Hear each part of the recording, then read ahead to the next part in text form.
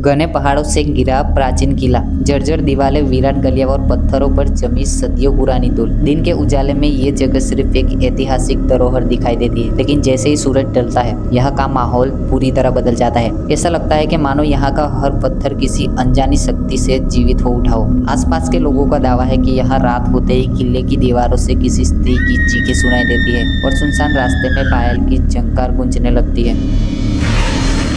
यह है बाणगढ़, भारत का सबसे रहस्यमयी और चर्चित किला। कहा जाता है कि इस पूरे किले पर एक शक्तिशाली तांत्रिक का श्राप है, जो उसने अपने प्रेम में असफल होने के बाद मरते समय दिया था। लेकिन क्या सच में उस श्राप ने बाणगढ़ को भूतिया बना दिया? आखिर क्यों सूर्यास्त के बाद यहाँ जाना मना है, और क्यों कुछ लोग दावा करते हैं कि यहाँ उनके कैमरे और मोबाइल अचानक काम करना बंद कर देते हैं? इन सभी सवालों के जवाब जानेंगे आज के इस वीडियो में, तो वीडियो को बिना स्किप किए अंत तक जरूर देखना। बाणगढ़ की सबसे प्रसिद्ध कहानी जुड़ी हुई है राजकुमारी रत्नावती से। कहा जाता है कि उनकी सुंदरता पूरे राजस्थान में मशहूर थी। दूर दूर के राजकुमार उनसे विवाह करना चाहते थे, लेकिन इस दौरान एक तांत्रिक जिसका नाम सिंधिया था, रत्नावती के प्रेम में पड़ गया। सिंधिया कोई साधारण व्यक्ति नहीं था, माना जाता है, और लोग कहते थे कि वह तंत्र मंत्र और काले जादू से निपुण था। उसकी शक्तियों की कहानियां दूर दूर तक फैली हुई थी, लेकिन वो अच्छे से जानता था कि राजकुमारी को सामान्य तरीके से पाना संभव नहीं है, इसलिए उसने अपनी तांत्रिक विद्या का सहारा लिया। एक दिन जब राजकुमारी की दासी सुगंधित बालों में लगाने का तेल खरीदने बाजार में गई, तब सिंधिया ने उस तेल पर वशीकरण मंत्र कर दिया। उसका उद्देश्य यह था कि जैसे ही राजकुमारी ये तेल अपने बालों में लगाएगी, वो उसके प्रभाव में आ जाएगी।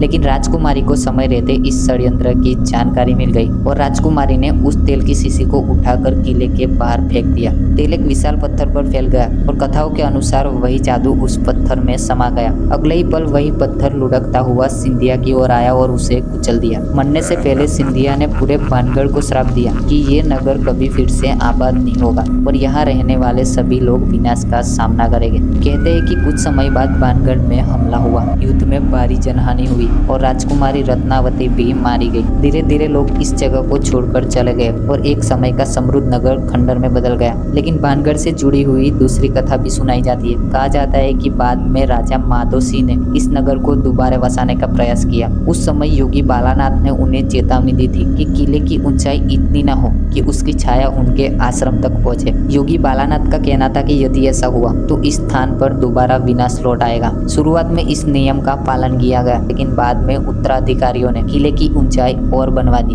और एक दिन उसकी छाया आश्रम तक पहुंच गई। और लोगों का विश्वास है कि उसी क्षण से दुर्भाग्य ने फिर इस नगर को घेर लिया। अब अगर इतिहास की बात करें तो वास्तव तथ्य कुछ और बताते हैं। इतिहासकारों के अनुसार 16वीं शताब्दी में आमेर के राजा भागवत दास ने इस नगर का निर्माण अपने पुत्र माधो सिंह के लिए करवाया था। बाणगढ़ सिर्फ एक किला नहीं बल्कि एक सुव्यवस्थित नगर था। यहाँ बाजार, मंदिर, हवेलियां और विशाल राजमहल मौजूद थे। आज भी यहाँ गोपीनाथ मंदिर, सोमेश्वर मंदिर और कई अन्य संरचनाओं के अवशेष देखे जा सकते हैं। इनकी वास्तुकला ये दर्शाती है कि ये नगर कितना समृद्ध और विकसित रहा होगा। अगर इतिहास के अनुसार देखने जाए तो बाणगढ़ का पतन किसी श्राप से नहीं बल्कि प्राकृतिक और सामाजिक कारणों से हुआ। 18वीं शताब्दी में बड़े भयंकर अकाल और बीमारियों ने यहाँ की आबादी को बुरी तरह प्रभावित किया। भोजन और पानी की कमी के कारण लोग यहाँ से पलायन करने लगे और धीरे धीरे पूरा नगर खाली हो गया। फिर भी रात के समय बाणगढ़ का माहौल लोगों को डराता है। जब हवा खंडरों से टकराती है तो अजीब आवाजें पैदा होती है। आसपास के जंगलों से आने वाली जानवरों की आवाज कई बार लोगों को किसी अनदेखी मौजूदगी का एहसास कराती है। वैज्ञानिकों का मानना है कि ऐसी जगहों पर इंसान का दिमाग अधिक सतर्क हो जाता है। अंधेरा, सन्नाटा और पहले से बनी धारणाएं सामान्य आवाज को भी रहस्यमयी बना देती है। कई बार हवा और संरचनाओं की बनावट मिलकर ऐसी गूंज पैदा करती है जो किसी फुसफुसाहट जैसी लगती है। और शोधकर्ताओं ने यहाँ इंफ्रासाउंड और इलेक्ट्रोमैग्नेटिक प्रभावों की भी चर्चा की है।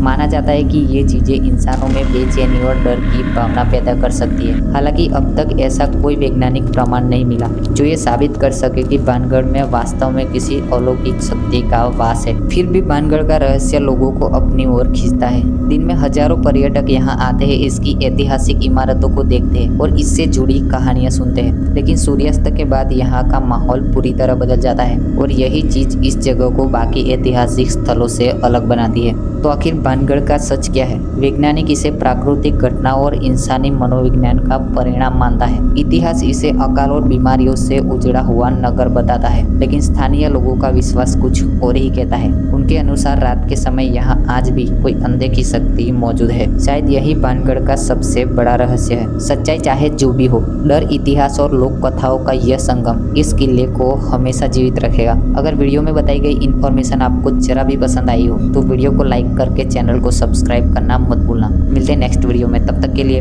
Good bye.